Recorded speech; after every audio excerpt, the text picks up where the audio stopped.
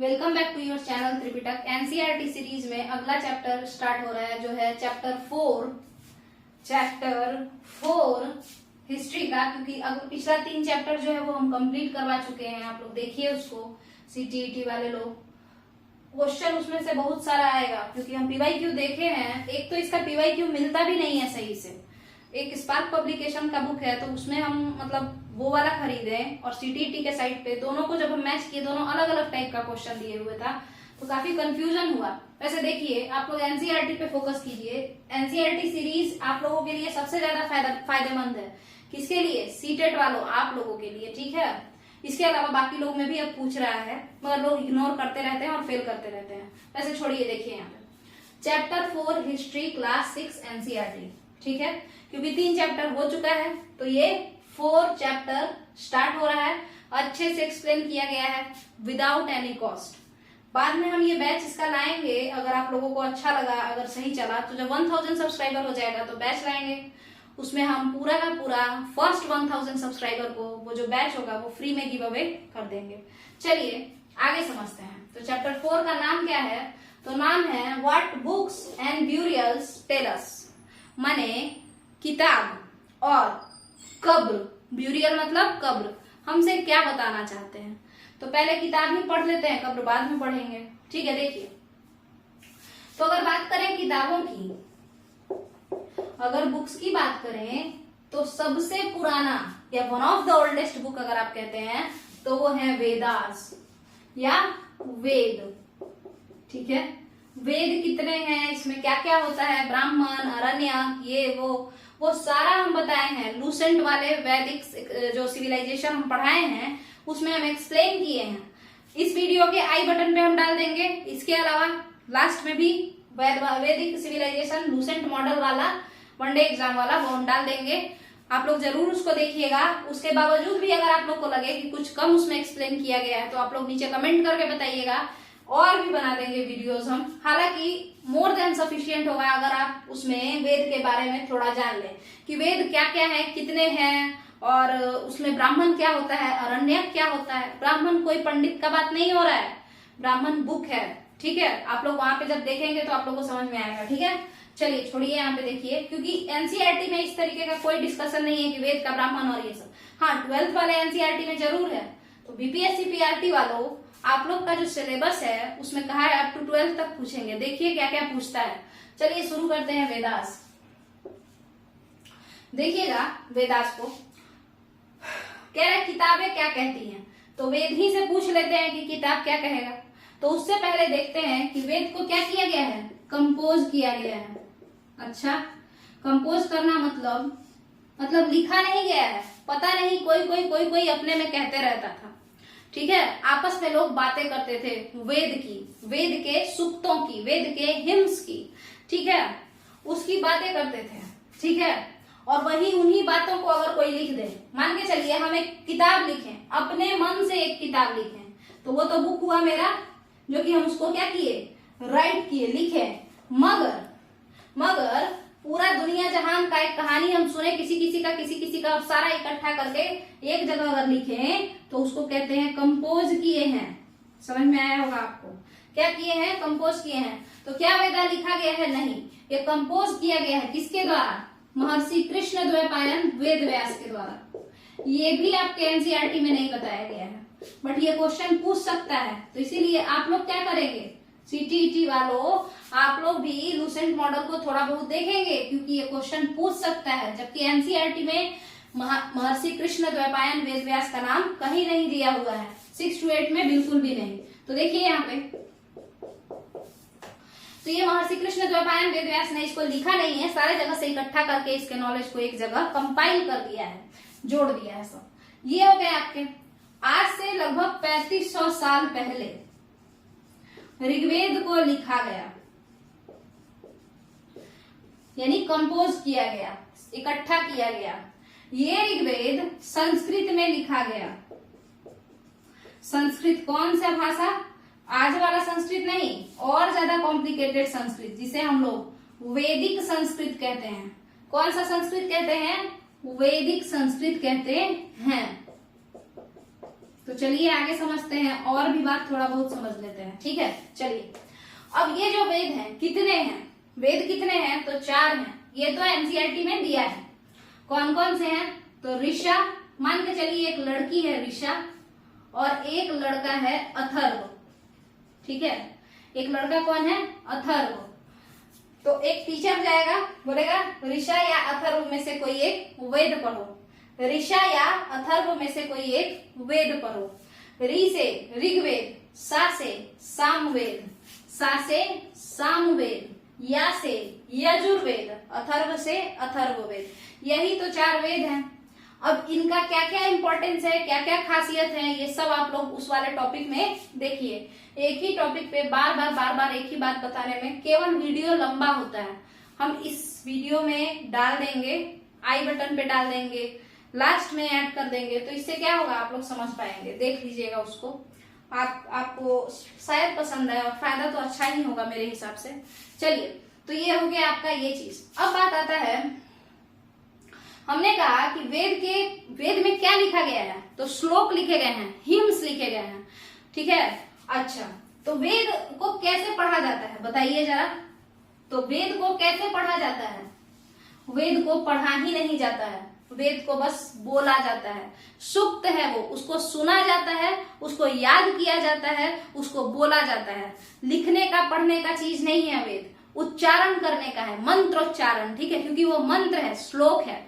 किस फॉर्म में है, वर्ड्स के फॉर्म में है, प्रोज के फॉर्म में नहीं है। प्रोज मतलब कहानी के फॉर्म में नहीं है, वर्ड्स यानी श्लोक के फॉर्म में है, मंत्रों के फॉर्म में है। तो वेद का उच्चारण होता है, ना कि उसको पढ़ा जाता है। ठीक है, आपको समझ में आ गया होगा। रिसाइट करना मतलब उच्चारण करना, जैसे गायत्री मंत्र। बताइए किसके द्वारा इसको बनाया गया है, कौन कंपोज किया है गायत्री मंत्र को, याद होगा शायद आपको। वही जो एनसीईआरटी में जो बात करते हैं, किससे, एनसीईआरटी में जो बात कर रहे हैं किससे, नदियों से।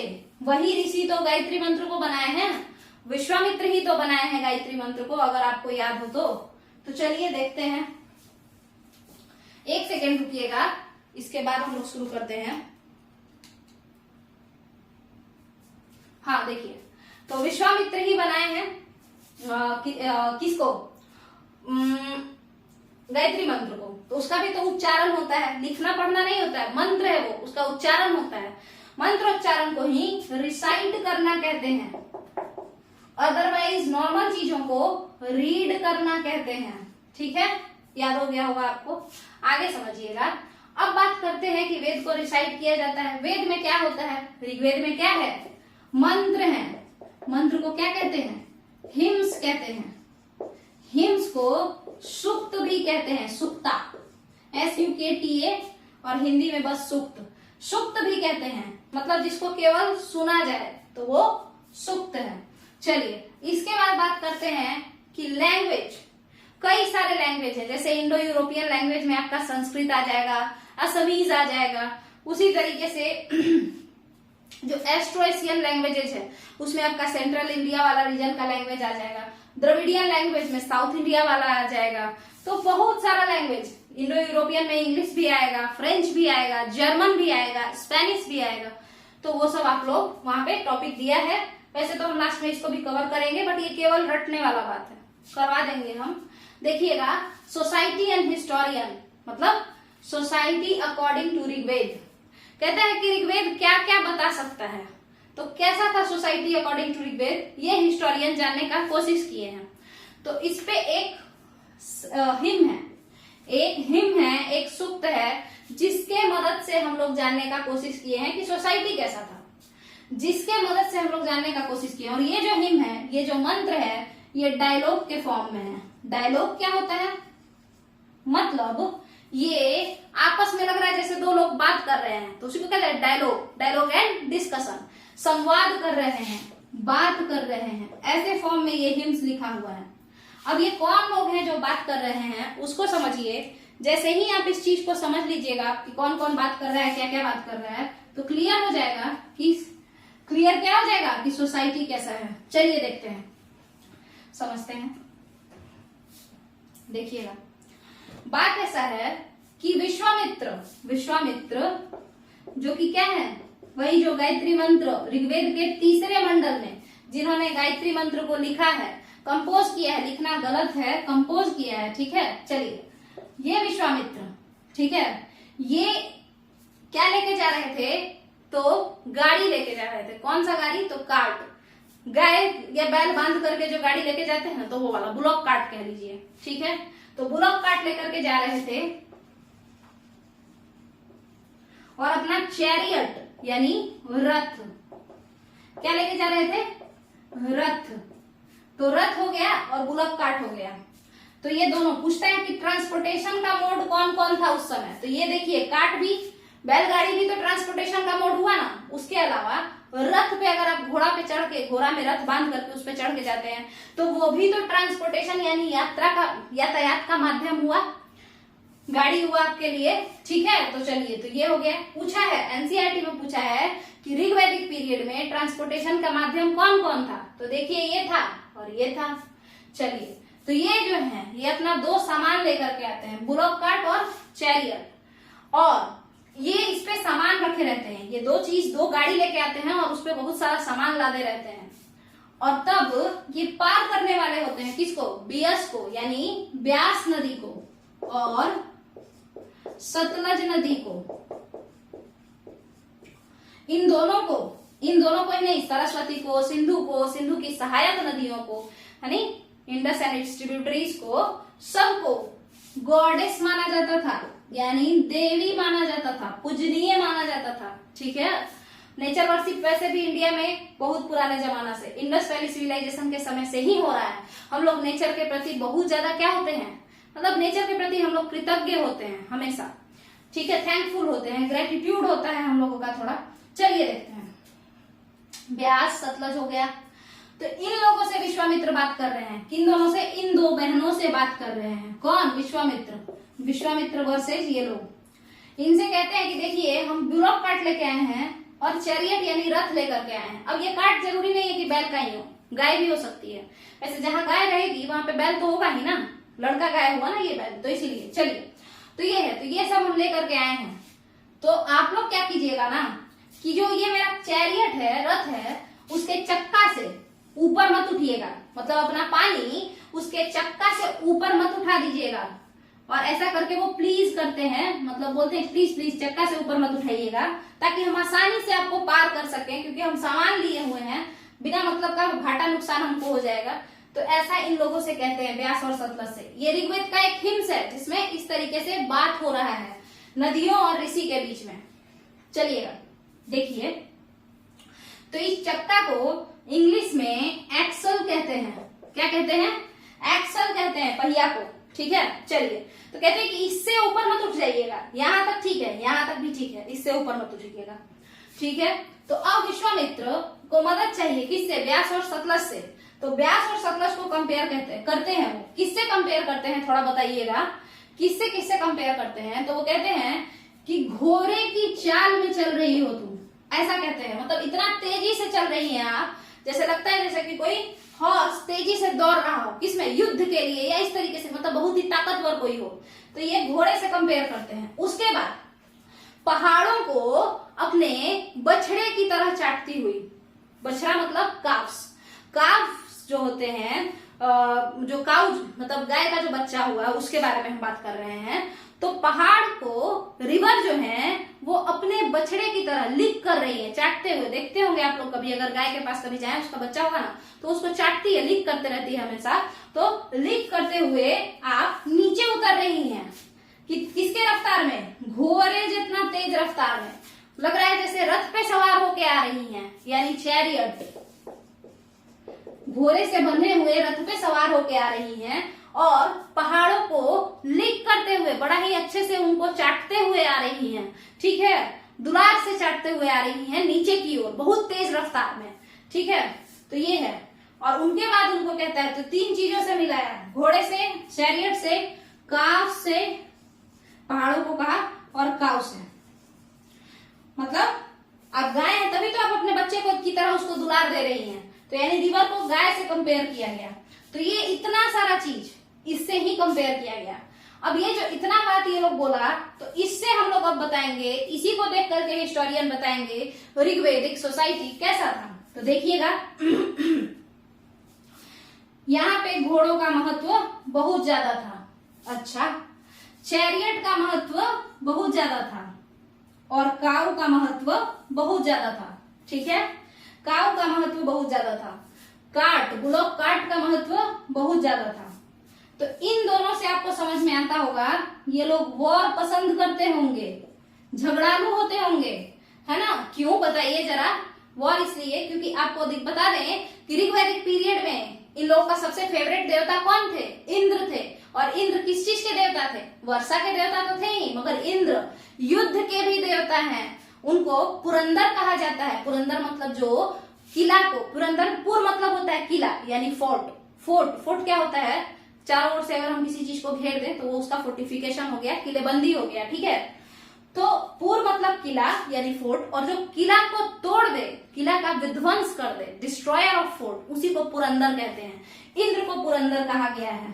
तो और इंद्र को पुरंदर कहा गया है। और इंद्र ऋग्वैदिक पीरियड वालों के सबसे फेवरेट देवता। इसका मतलब है इन लोगों का मीडियम ऑफ सर्वाइवल, मतलब इनका जीवन यापन के तरीका में युद्ध भी एक प्रोफेशन होगा, एक व्यवसाय होगा, एक जॉब होगा। ठीक है, चलिए, घोड़े और चैरियट से ये पता चल गया। दूसरी बात समझिएगा कि जो झगड़ा होता होगा वो गायों के लिए होता होगा, और मिल्क प्रोडक्ट्स काफी इंपॉर्टेंट होंगे, बहुत ज्यादा चलते होंगे मार्केट में। बस इन्हीं लोगों का वैल्यू ही होगा, काउस का, काव्स का। ठीक है, इन लोगों का वैल्यू होगा मार्केट में। ठीक है, आपको समझ में आया होगा, काउस का और काव्स का वैल्यू होगा मार्केट में। ठीक है, इनका मिल्क प्रोडक्ट बहुत चलता होगा, और जो लोग भी जिनके पास बहुत सारा गाय होता होगा वो सबसे रिच माने जाते होंगे। तो सिर्फ इस डायलॉग को पढ़ के हिस्टोरियन कितना सारा बात सोच लिए। इसके बाद कहते हैं कि अगर विश्वामित्र ब्यास और सतलज नदी से बात कर रहे थे, इसका मतलब है कि ऋग्वैदिक सोसाइटी कहाँ पे पनपा होगा? तो ब्यास और सतलज रिवर पे ही पनपा होगा, मतलब उसी के अगल बगल के रीजन में ऋग्वैदिक सोसाइटी डेवलप हुआ होगा। ठीक है, क्योंकि कोई काट लेकर के लंदन थोड़े चला जाएगा, नजदीक ही जाएगा। समझ में आया होगा आपको।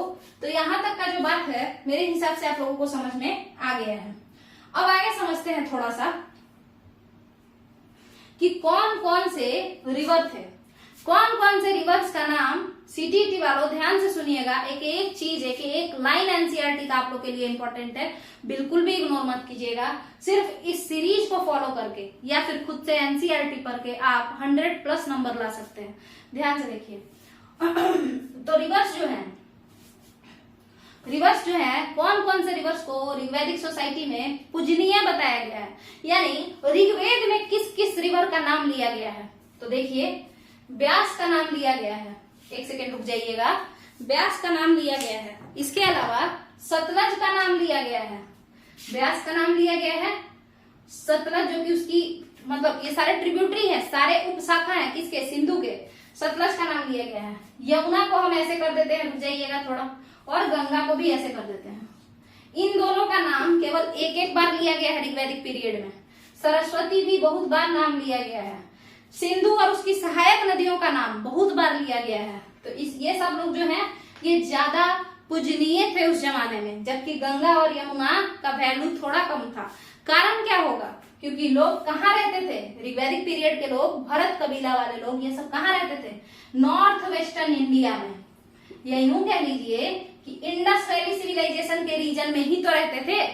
आप जाके देखिए वो चैप्टर एनसीईआरटी का चैप्टर 1 शायद, जिसमें हम बताए हैं कि कैसे भारत का नाम कैसे पड़ा, उसमें हम अच्छे से बताए हैं कि ये लोग किधर रहते थे। तो नॉर्थ वेस्टर्न इलाके में ऋग्वैदिक ट्राइब्स लोग, यानी कि ऋग्वैदिक जनजाति जो थे, ऋग्वैदिक पीरियड के समय में जो लोग थे, वो लोग रहते थे उत्तर पश्चिमी इलाके में, जो कि सिंधु और उसकी नदियों का घाटी है, यानी valley region of Indus and its tributary, मतलब सिंधु के मैदान में या प्लेन मतलब इंडस प्लेन में वो लोग रहते थे। ठीक है, तो जाहिर सी बात है कि हम जहाँ रहते हैं, जहाँ का खाते हैं, वहीं का इज्जत करेंगे। तो ब्यास सतलज ये लोग का इज्जत था, जबकि गंगा और यमुना का बस एक बार ही वहां पे नाम देखने को मिला है। हालांकि लेटर वैदिक पीरियड आते आते यानी उत्तर वैदिक काल आते आते आप लोग देखेंगे कि गंगा अपना इंपॉर्टेंस बढ़ा लेंगी। कैसे बढ़ा लेंगी? गंगा के ही प्लेन में, गंगा के ही मैदान में लोहा का मतलब लोहा मिलेगा।